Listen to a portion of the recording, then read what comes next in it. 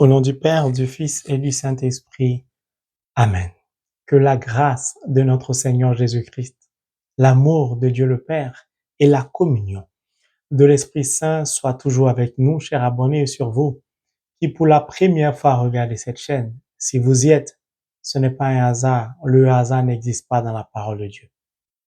C'est le Saint-Esprit qui vous y a conduit car Dieu veut parler à votre cœur. Dieu veut vous bénir. Si vous aimez la parole de Dieu comme je l'aime, merci de vous abonner, d'appuyer sur le pouce levé, de partager cet enseignement. Que Dieu vous bénisse in the name of Jesus Christ. Amen. Nous poursuivons notre enseignement sur l'appel de Dieu, le chemin de l'alliance avec Dieu. Nous allons garder le même texte du livre de la Genèse, chapitre 12, verset 1 au verset 2, qui dit, je cite, « Le Seigneur dit à Abraham, pars de ton pays, de ta famille et de la maison de ton père vers le pays que je te ferai voir. Je ferai de toi une grande nation et je te bénirai. Je rendrai grand ton nom. Sois en bénédiction. » Lorsque Dieu nous appelle, l'appel de Dieu est couplé d'un projet. Dieu ne nous appelle pas au hasard. Dieu ne souhaite pas entrer dans une alliance avec nous au hasard. C'est pourquoi il est la première personne à nous choisir pour entrer dans une alliance avec lui. Parce que lui, pour être dans une relation avec lui, il faut bien que cela ait un sens. Il faut avoir un but, un objectif à atteindre. Quand deux personnes décident de se mettre ensemble, c'est pour parvenir au sacrement du mariage. C'est pour pouvoir constituer une famille, avoir des enfants et j'en passe. Et Dieu donc qui nous a créés. Combien à plus forte raison ces projets pour nous seront si grands. Mais nous poursuivons un peu avec l'appel. Lorsque Dieu appelle Abraham, il a 75 ans. Nous vivons dans des sociétés occidentalisées où à un certain âge, à 70, 75, 80 et j'en passe, on cherche à vous mettre en maison de retraite. La société vous met à la retraite. On vous, entre guillemets, marginalise. Vous êtes fini, vous êtes épuisé, vous ne servez à rien. Ça, c'est le regard de la chair. C'est la société mondaine. C'est comme ça on traite les humains. Tu as travaillé à 60 ans, 65 ans, pardon, ça va, tu n'es plus efficace, tu n'es plus rentable, tu ne peux plus rien produire, va te reposer. Avec Dieu, cela n'existe pas. Pourquoi? Parce qu'il nous a créés, façonnés à partir de ses mains. Nous sommes l'œuvre de Dieu. Et l'œuvre de Dieu est vivante. C'est nous qui nous auto-détruisons. Quand vous parcourez l'Ancien Testament, Abraham, par exemple, a vécu jusqu'à 175 ans. Mais bien avant lui, les gens vivaient plus longtemps. C'est nous-mêmes qui dégradons notre environnement, qui apportons beaucoup de produits chimiques dans l'alimentation.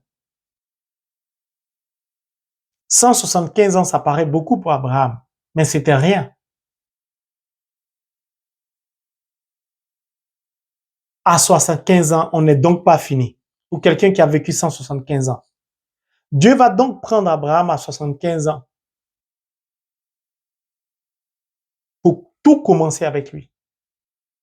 Pour Dieu, il n'y a pas d'âge pour commencer quelque chose, pour réaliser un projet.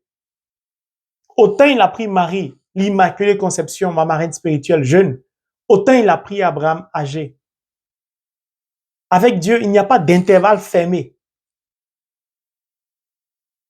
Ça commence par l'infini, ça se termine par l'infini. Dieu souverain, unique. Personne ne peut l'égaler. Mon frère, ma sœur, j'aime beaucoup la parole de Dieu, car lorsque le Saint-Esprit vous donne de comprendre certains mystères de la parole de Dieu, vous êtes rempli de connaissances et de savoir. Dieu veut prendre le temps de préparer Abraham, de le former, afin qu'il soit rendu capable spirituellement de réaliser son projet.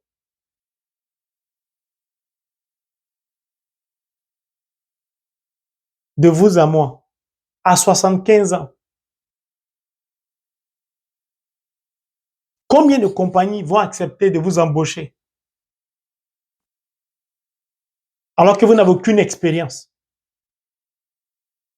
Ou peut-être à 75 ans, vous venez d'obtenir un diplôme, un BTS en finance. Quelle institution financière va vous accorder un poste? Seul Dieu est capable d'accomplir cela avec nous, tellement il nous aime. Mon frère, ma sœur, si tu as 50 ans, 60 ans, 70 ans, 75 ans, ne dis pas, c'est fini pour moi. À cet âge-là, est-ce que je peux rencontrer un homme, une femme? Est-ce que je peux avoir une vie sentimentale épanouie? Est-ce que je peux, laisse-moi te dire, la parole de Dieu te dit aujourd'hui, avec Dieu, il n'y a pas d'âge. C'est compliqué quand tu as dépassé 50 ans. C'est difficile d'avoir des enfants. Laisse-moi te dire, avec Dieu, il n'y a pas de complications. La science peut te dire cela, mais Dieu ne va jamais te dire cela. Il est l'auteur de l'œuvre que tu es. Pourquoi penses-tu que c'est fini pour toi? Pourquoi penses-tu qu'à 70 ans, 75 ans, 50 ans, tu n'as pas droit à l'amour? Pourquoi penses-tu qu'à cet âge, tu ne peux plus avoir d'enfants? Pourquoi penses-tu qu'à cet âge, tu ne peux pas aller aux États-Unis, au Canada, en Angleterre, en Afrique, pour prospérer? Pourquoi penses-tu cela? Lui, il avait 75 ans, lorsque Dieu l'a appelé à aller s'installer dans un autre pays, un pays étranger, un pays qui allait faire de lui un homme étranger. Il avait 75 ans. Je suis trop âgé. Je vais aller faire quoi en Europe? Si c'est là-bas, Dieu t'appelle, il faut y aller. Avec Dieu, la réussite est certaine.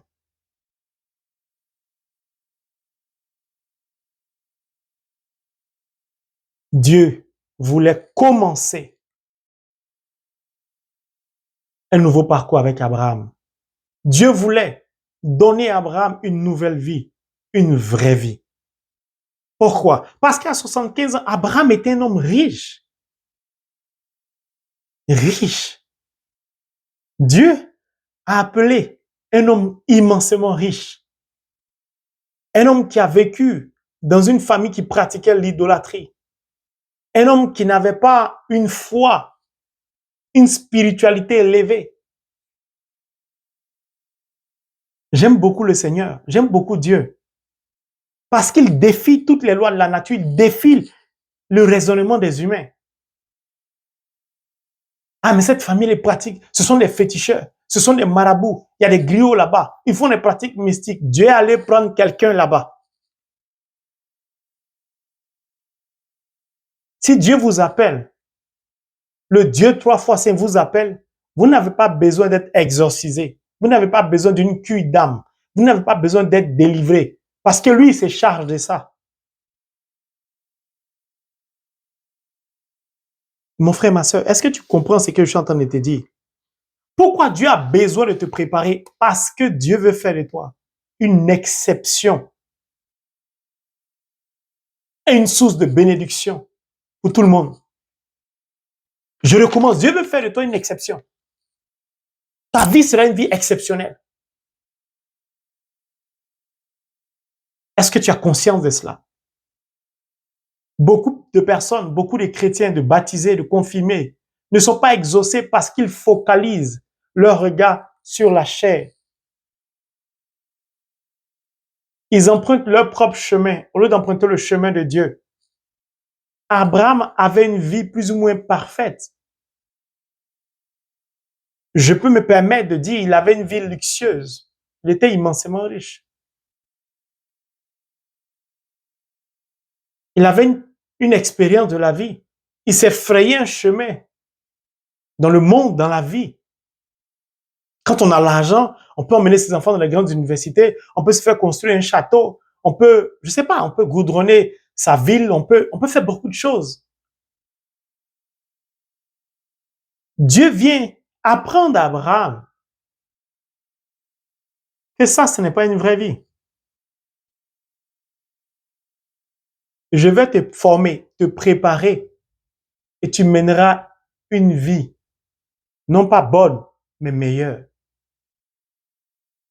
Avec nos moyens, nous pouvons mener parfois une bonne vie.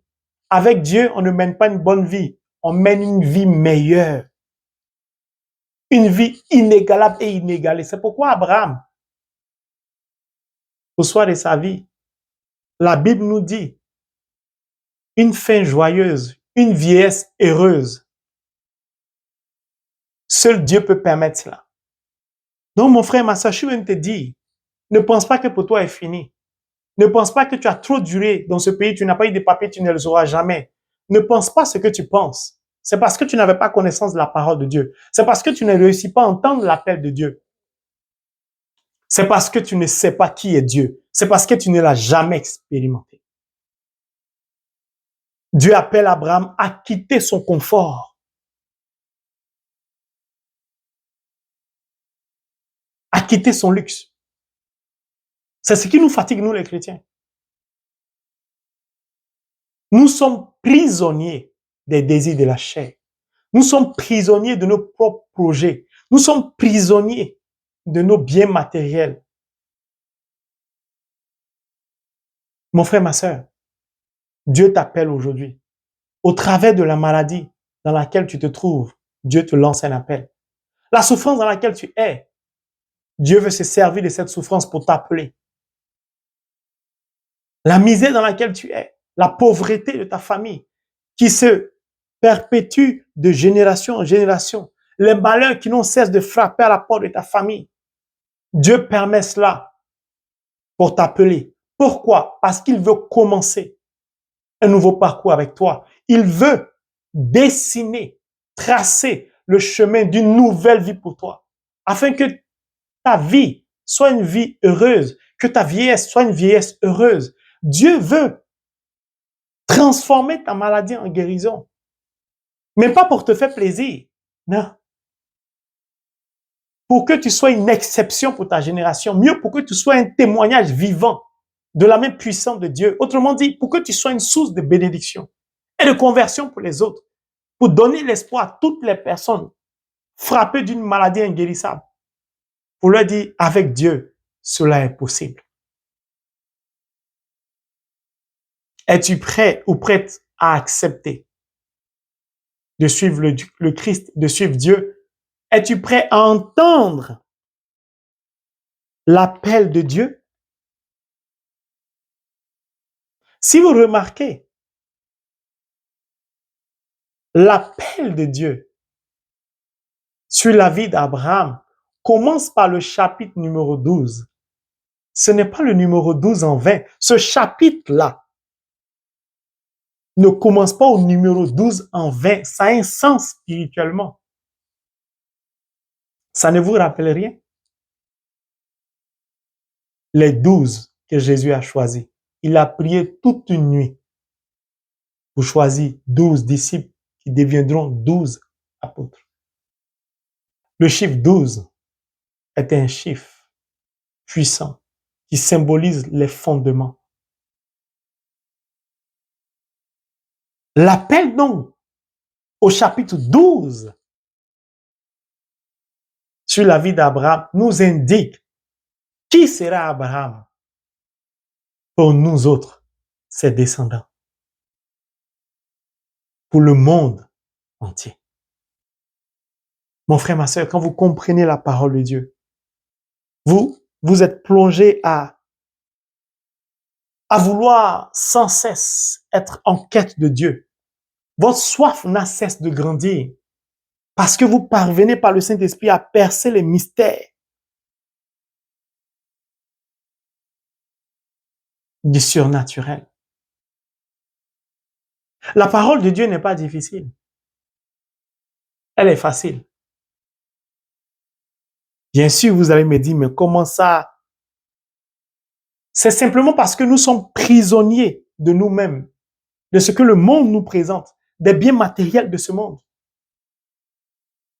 C'est tout ça qui rend la parole de Dieu compliquée pour nous. Sinon, la parole de Dieu, elle est très simple à comprendre et à suivre. Mais le trop plein de questionnements nous égare parfois. Alors, mon frère, ma sœur, est-ce qu'aujourd'hui tu es prêt ou prête à entendre l'appel de Dieu? Accepter l'appel de Dieu sur ta vie.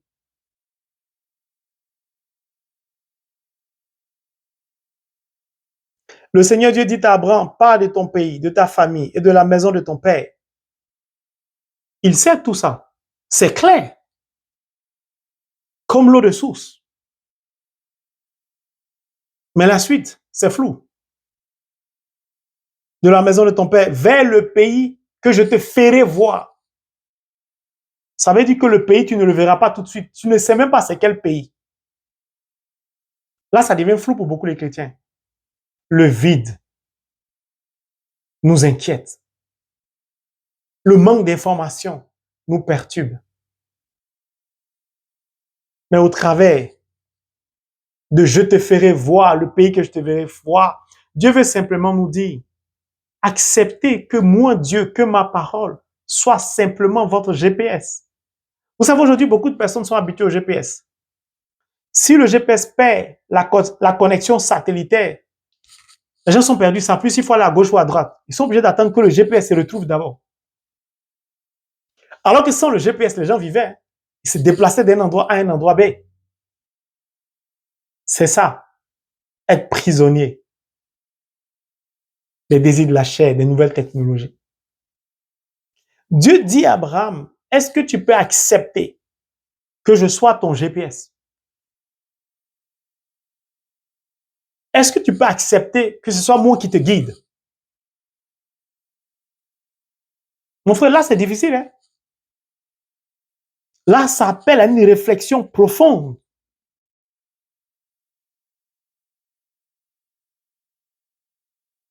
Dieu veut te dire que c'est lui qui va conduire tes pas.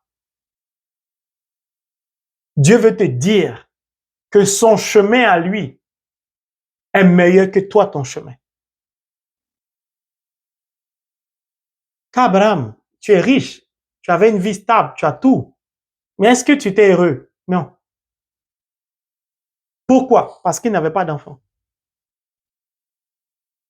Mais le chemin que moi, je vais tracer au devant de toi, que je vais te faire emprunter, en t'indiquant à chaque étape où tu dois partir, ou à gauche ou à droite, si tu acceptes de me faire confiance, d'écouter ma parole, de te laisser éclairer, guider par ma parole, comme le GPS vous dit, tournez à gauche. Si tu acceptes de te laisser éclairer et conduire par ma voix, tu serais un homme comblé. Je te rendrai heureux. À condition que tu acceptes. Vous savez, le diable nous coince toujours sur nos besoins. C'est là que le diable réussit à nous avoir. Pourquoi? Parce que Dieu nous comble toujours dans nos manques. C'est-à-dire, Dieu se glorifie toujours au travers de nos besoins. Le chemin de Dieu, mon frère, ma sœur, est toujours meilleur que le chemin des humains.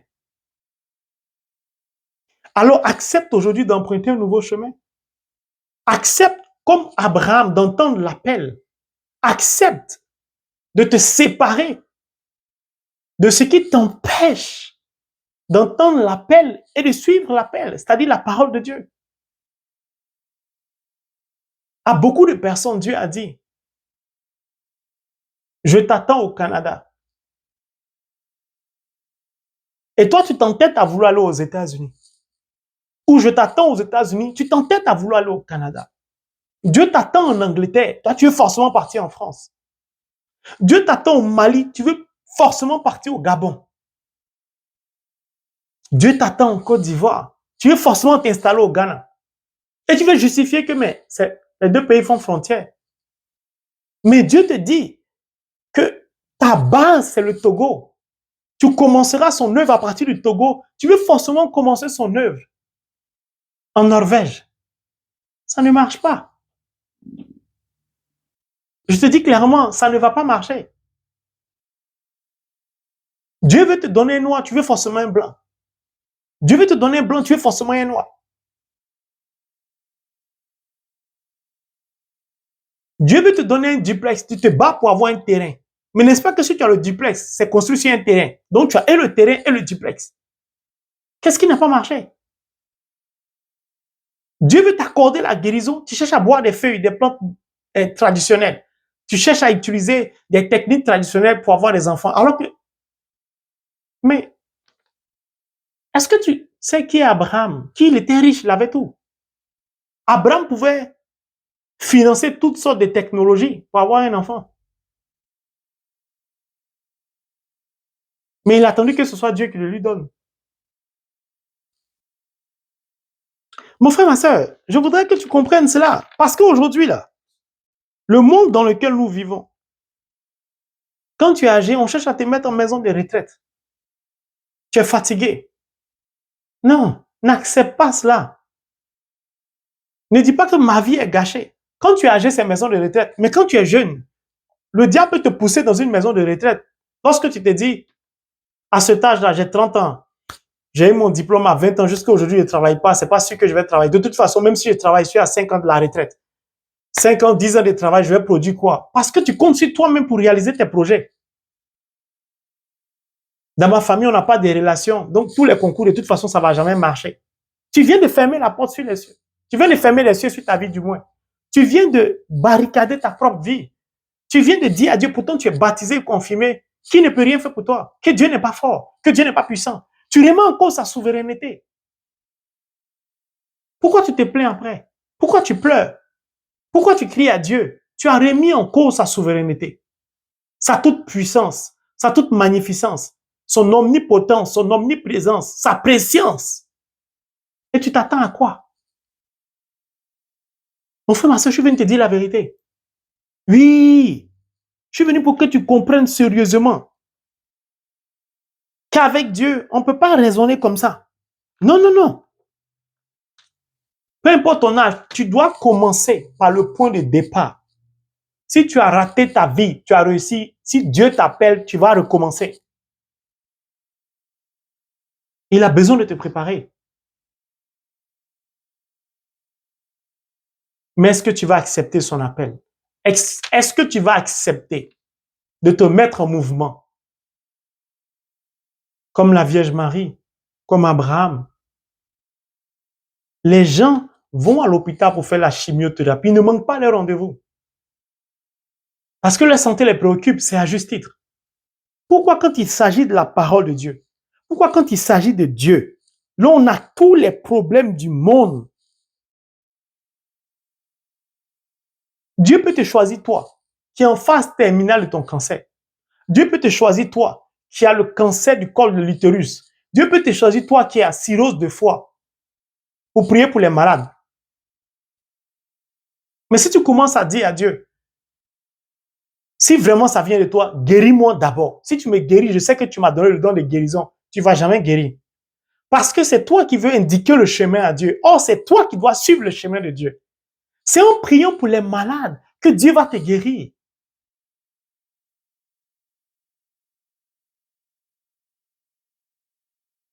Je vous donne un petit témoignage.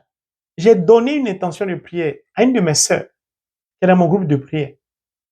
Quand elle a commencé à prier pour l'intention que je lui ai donnée, ça faisait 3 mois, elle ne voyait pas, entre guillemets, excusez-moi, elle ne voyait pas ses menstrues.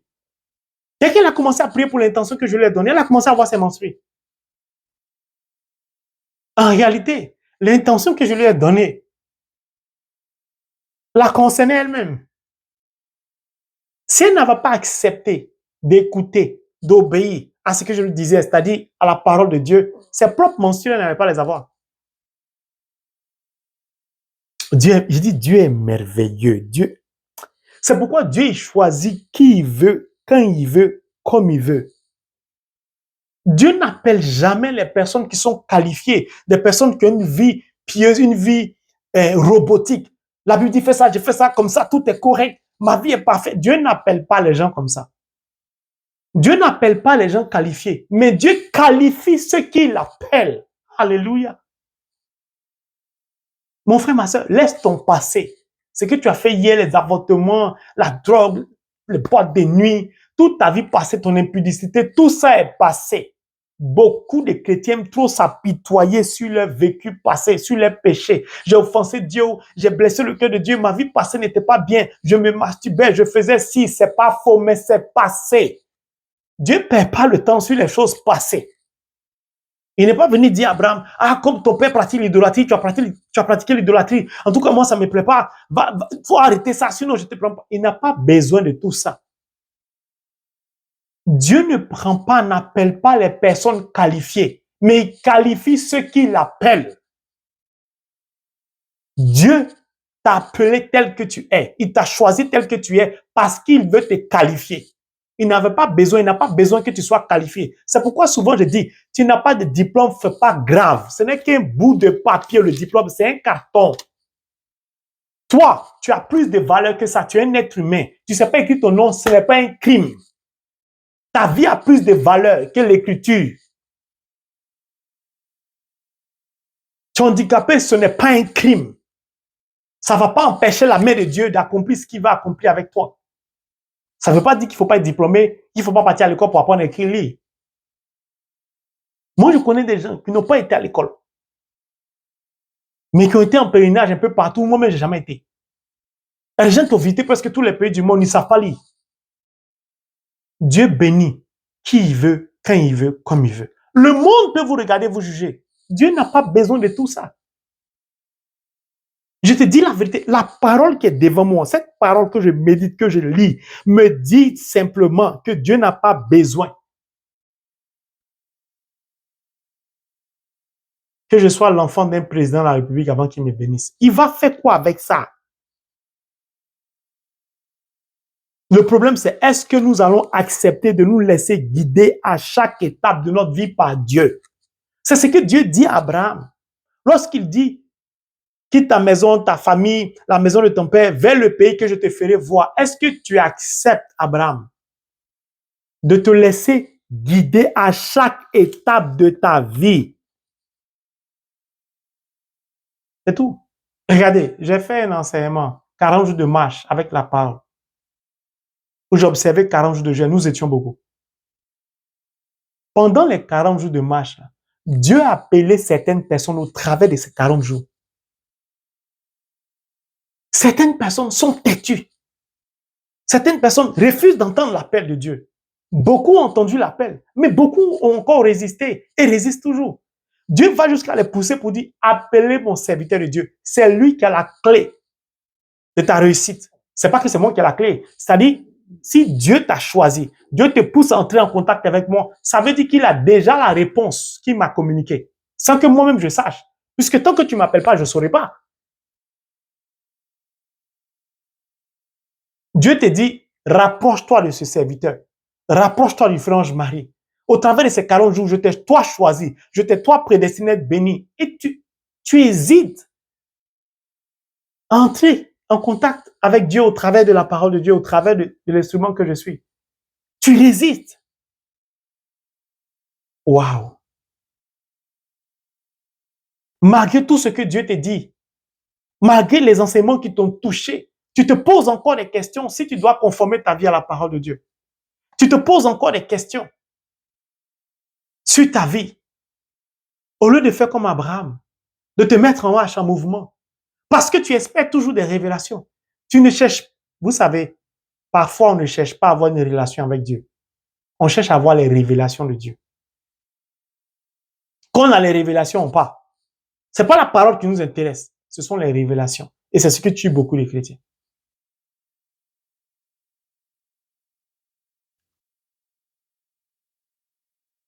Mon frère, ma sœur, Dieu ne peut jamais t'appeler ça un projet. Il dit, je ferai de toi une grande nation et je te bénirai. Il dit pas à Abraham, je te bénirai d'abord. Il dit, je ferai de toi une grande nation. Il dit clairement à Abraham qu'au travers de toi, je vais faire naître une nouvelle nation, un nouveau peuple. Mais Abraham, déjà appartient à une nation. Il y a déjà un peuple qui existe. L'humanité existe. Quand vous comprenez, vous savez déjà ce que Dieu veut dire. Je ferai de toi une grande nation. C'est-à-dire, à partir d'Abraham, va naître un peuple de foi, de confiance, qui va marcher conformément à la parole de Dieu. C'est Dieu seul qui peut faire ça. Et c'est au travers de cette nation qu'Abraham sera béni. C'est pourquoi la bénédiction ne peut pas venir avant. La bénédiction donc d'Abraham est liée à la nation qui va sortir de lui, ou aux différentes nations qui vont sortir de lui. C'est pourquoi il dit, je ferai de toi une grande nation et je te bénirai. Si Dieu t'appelle, c'est parce qu'il a d'avance un projet glorieux qu'il veut réaliser et c'est toi qui l'as choisi. Si Dieu te choisit, tu n'es pas n'importe qui. À jamais ton nom restera dans l'histoire de l'humanité. Regardez la Vierge Marie, Dieu l'a choisie. Jusqu'à aujourd'hui, toutes les générations me diront bienheureuse. Dans toutes les générations, il y a musulmans, il y a bouddhistes, il y a chrétiens, il y a toutes les religions que vous pouvez imaginer, orthodoxes, tout ça. Toutes les générations, y compris les païens, diront qu'elle est bienheureuse. C'était pareil pour Abraham. Puisqu'aujourd'hui, on le considère comme le père de la foi. La figure emblématique de la foi. Pourquoi? Parce que Dieu est parti de zéro avec lui. Dieu a tout recommencé pour lui. Pour Dieu, il commençait, mais pour Abraham, il recommençait puisqu'il avait déjà une vie. La bénédiction de Dieu émane toujours au travers des projets qu'il désire réaliser pour nous. Par exemple, comme je le disais tout à l'heure, c'est en priant pour les malades que toi, tu seras guéri, par exemple. C'est en accomplissant la volonté de Dieu que tu vas être guéri.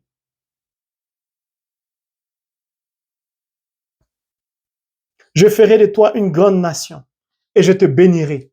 Je rendrai grand ton nom.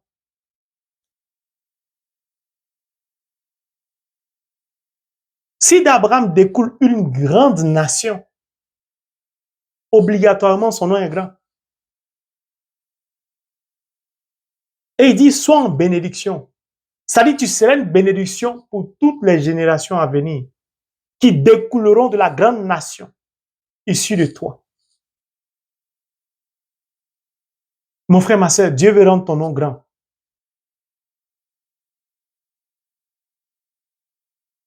Dieu veut t'utiliser. Dieu veut faire de toi le président de la République de ton pays. Dieu veut faire de toi l'instrument au travers duquel il va glorifier son nom pour libérer ta famille de la misère, pour sortir de ta famille de l'idolâtrie. Si tu es là où tu es, ce n'est pas en vain, c'est Dieu qui t'y a conduit. Mais est-ce que tu acceptes de l'ouvrir ton cœur? Ou es-tu têtu comme je l'étais avant? Moi, je suis descendant d'Abraham. Mais pour qu'il y ait une grande nation qui sera source de bénédiction pour Abraham, donc pour moi, il faut bien qu'Abraham ait des enfants. Oh, il n'en a pas.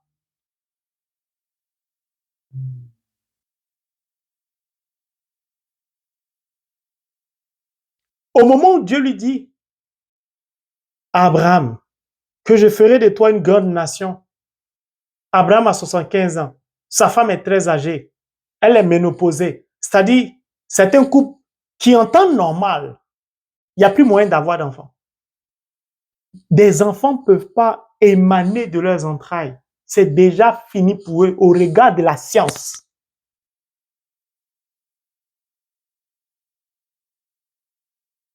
Et c'est en ce moment précis où tout semble être fini pour eux au regard de la science, du monde, de la chair, que Dieu décide de glorifier son nom. Mon frère, ma soeur, le message de Dieu est clair. Dieu veut te dire, maintenant où tu penses que tout est fini pour toi, c'est là que pour lui commence dans ta vie. Alléluia.